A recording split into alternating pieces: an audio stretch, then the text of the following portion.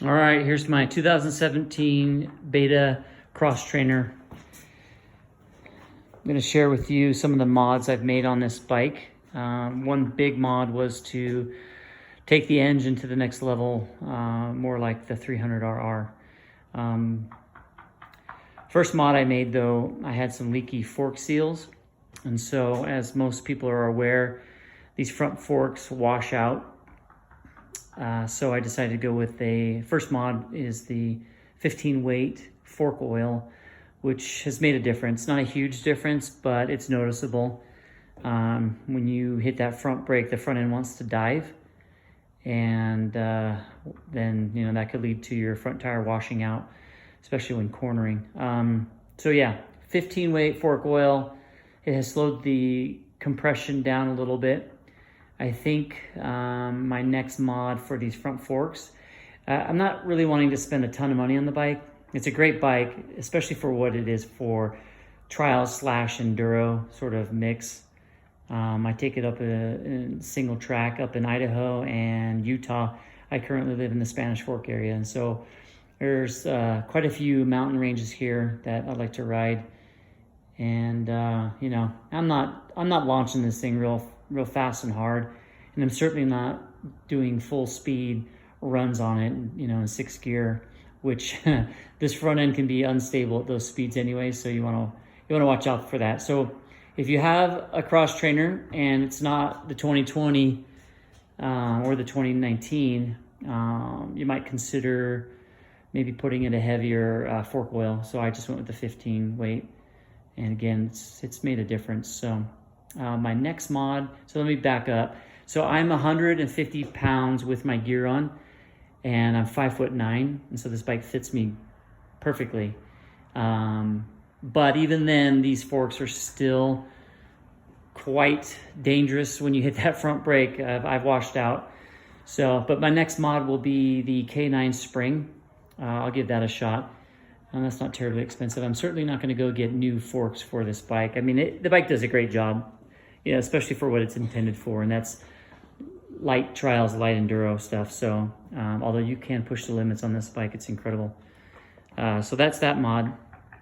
The next thing I'll share with you is the clutch system. So there are 3 things that I want or have done.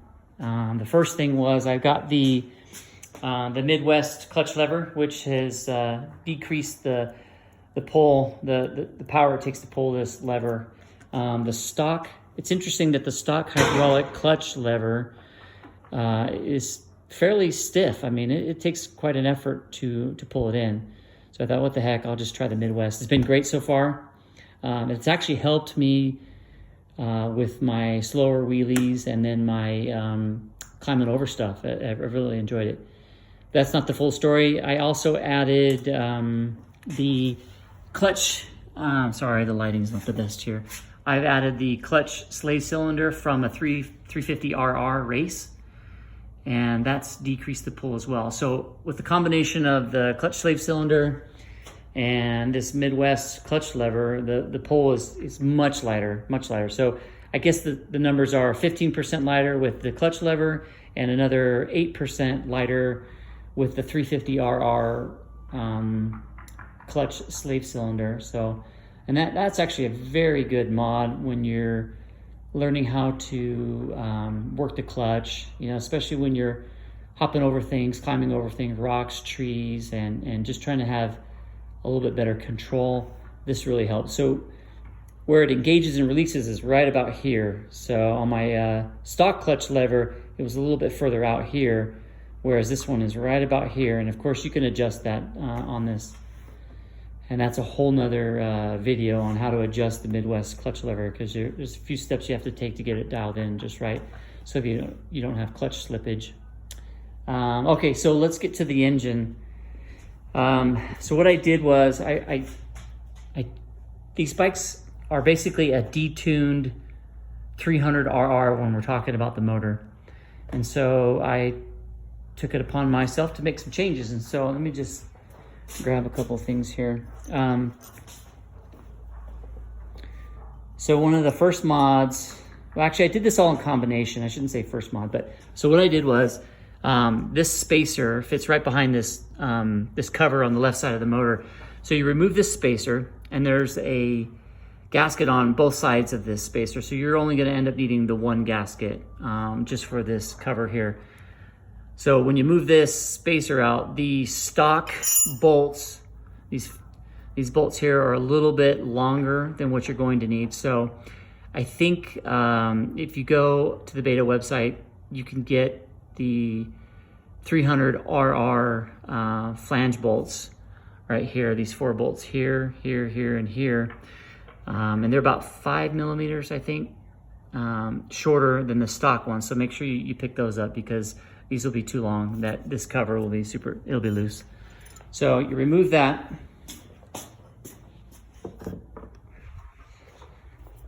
And then the next step is to take the head off and take it to a local machine shop and have them shave that 30 thousandths. So you end up with a little more compression there. And then after you do that, you're gonna need to pick up a new pipe. So the XTrainer pipe is a lot smaller than the 300RR pipe. So you pick up the 300RR pipe, and then the last item you'll need to do on that is to pick up the, you're gonna need a 300RR CDI. This is actually the original one that was on the XTrainer. And just a side note, there was an issue with the 2017 imported Beta XTrainer. Some of them came with the incorrect CDI box, and so I guess it had the green epoxy like this one does, and the correct one does not have this. The correct one also has, I guess there's just like these bumps on this surface here. So anyways, mine happened to be the incorrect one, but it didn't run poorly. It ran just fine. But once you start making mods, then it's really bad. So anyways, I picked up the new 300RR CDI box, and boy, this thing has really woken up. You know, the stock form, this thing has a lot of low end torque.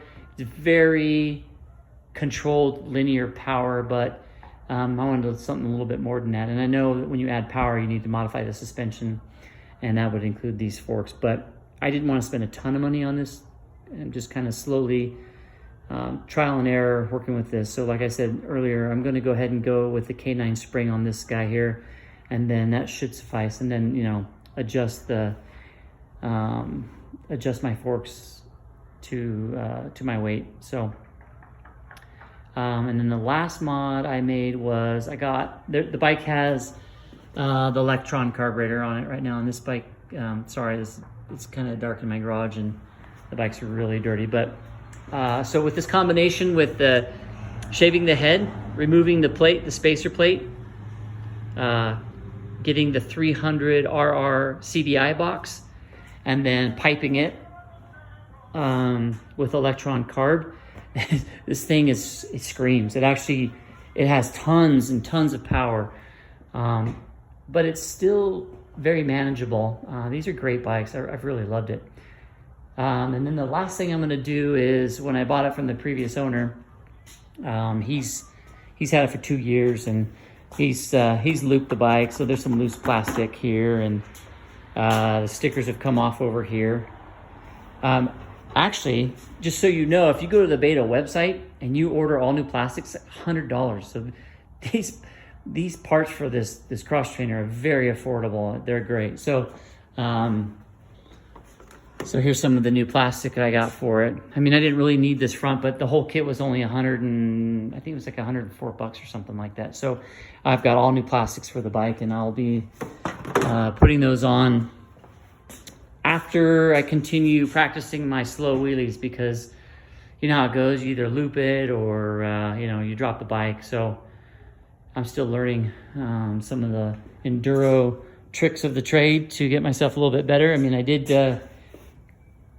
loop it once, and I actually, the second time, I drug the rear plastic and I recovered. It was quite incredible. And that's actually a whole nother video on how to slow wheelie and to get your mindset that it's okay, you're not gonna fall off. These bikes are awesome. So if you like the video, throw a thumbs up there for me. If you have any comments, I would appreciate them.